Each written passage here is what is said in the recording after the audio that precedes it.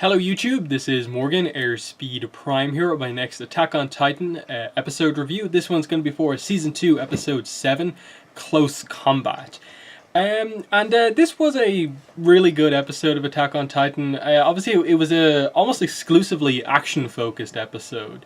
I don't think it was the best episode of this season, in that when you really reflect on the episode, not a ton happened. Again, yes, it was action, but considering the amount of actual, events that happened in this episode, in the fights, it's like, wow, they really filled up a 22-minute episode with just, three kind of little engagement kind of things within the fight.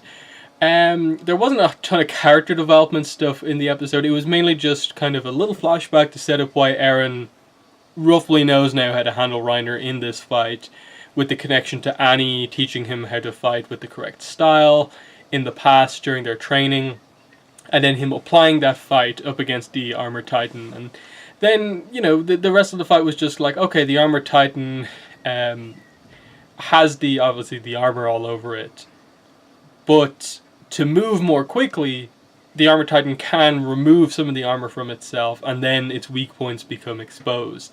I liked the way they animated the actual fighting, because it was basically just like MMA jiu-jitsu was the counter to Reiner's, just extreme power, basically, and his armor.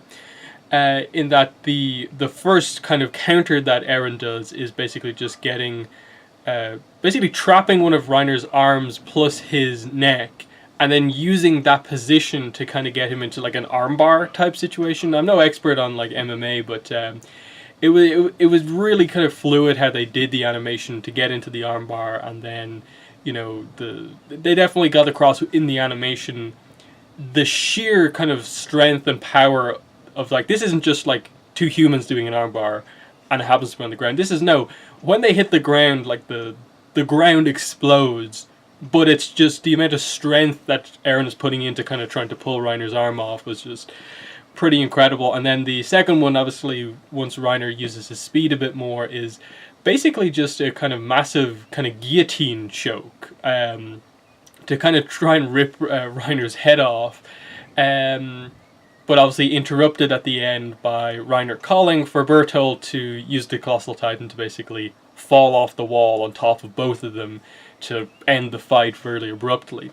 And I think that's kind of part of the problem in the episode, in that before you got to Eren's countering, it was basically just Reiner punching Eren, and Eren just running at Reiner, getting punched, getting up, Mikasa trying to cut through Reiner but nothing happening. And it was just like, okay, what are you really building towards here?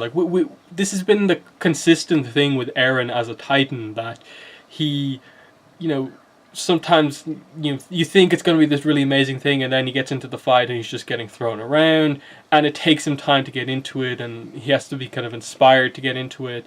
And the Annie connection here was nice, but I almost felt like the bigger thing that was the takeaway from the flashback wasn't necessarily Annie teaching Eren. We kind of knew that already. It was more of that confrontation at the end between Annie and Mikasa. Are we going to go back and find out more about that, or what? But still, it was an impressive episode.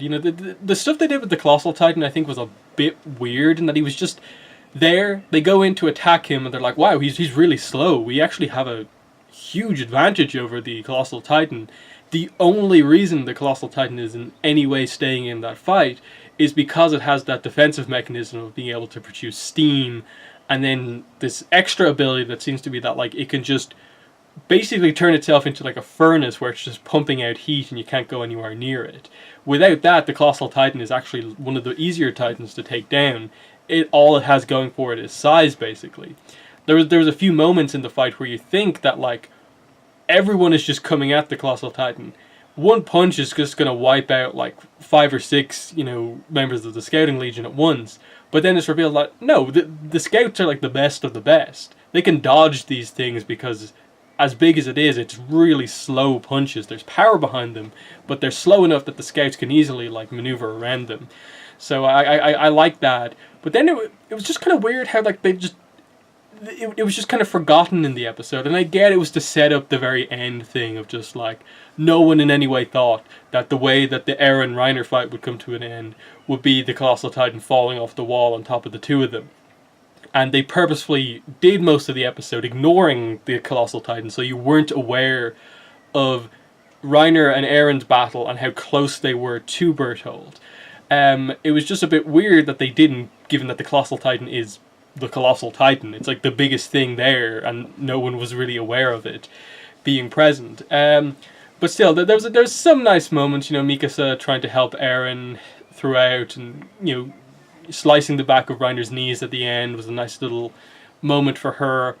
Hanji got a nice moment, you know, jumping onto Eren's kind of shoulder, and just having her kind of explain the plan to him, and him just nodding like, yeah, I understand, and her just being so happy that she can talk to a Titan, listen to her, and get a response from it. That she's obviously the one who really looks into the details on how Titans work and the specifics behind them, and so just this being a huge bit of research for her, that she can now talk and communicate and give orders to a Titan, is really big for her. So I like that as a nice little moment within the episode. But again, well, when you really break down this episode, the takeaways are basically just that, okay, Eren was losing, comes back using, you know, MMA, chokehold, joint locks, and Reiner really doesn't have a lot of counters, and the last resort thing is the Colossal Titan falling on them. I think what was slightly missing from this was just the continuation of like the first scene of the episode, where like Eren transforms into his Titan form, and you can see the emotion from him, that he is in tears more or less at the start because of the betrayal of Reiner and Bertholdt, and that he is treating these two as traitors, and not just like any traitors, a simple personal betrayal, but that, as Eren says in one of the first scenes of this episode, like, is there anyone worse in the history of humanity than what these two and what their actions ended up causing? The amount of people that died because they broke through the walls in the first place, the amount of like impact this had on basically everyone that they have in the last few years been friends with, and just how could they possibly do that? I think that's what we were missing here. That Eren in his Titan form, yes, he went inside and had some of his reactions, but I wish there was a little bit more kind of emotional connection with the characters here, and especially Reiner really just being presented as like, oh, it's the Colossal Titan, and it's the Armored Titan, it's not Reiner. That there was no, apart from the fact that we saw him transform, there was no really like going on the inside of the Armored Titan to see Reiner and see how he's feeling about this in the fight. That's what I think was missing in part. Similarly with Bertholdt, like just like not going inside to see how he's reacting to all of this, and that, are they happy to be doing this? Is this a reluctant thing, but it's a goal that they have to accomplish, or what? So just some of that emotion was missing, and so it ended up kind of just feeling a little bit like action for the sake of action, because they took away some of the kind of character reveals, you know, powerful emotional moments. Because the reveal from last episode and the start of this one was huge. That this is huge betrayal from these characters who we've just gotten to know a little bit more about, and now, whoa, these are technically the two characters who in a way started all of this. These are technically the biggest villains in the show right now, more or less. And it just feels like the connection was kind of dropped, even though we just learned about it. So I hope in the future episodes it kind of comes back a little bit more, that this is really important. Similarly, like to how everyone felt about Annie with the reveal of her being the female Titan last season.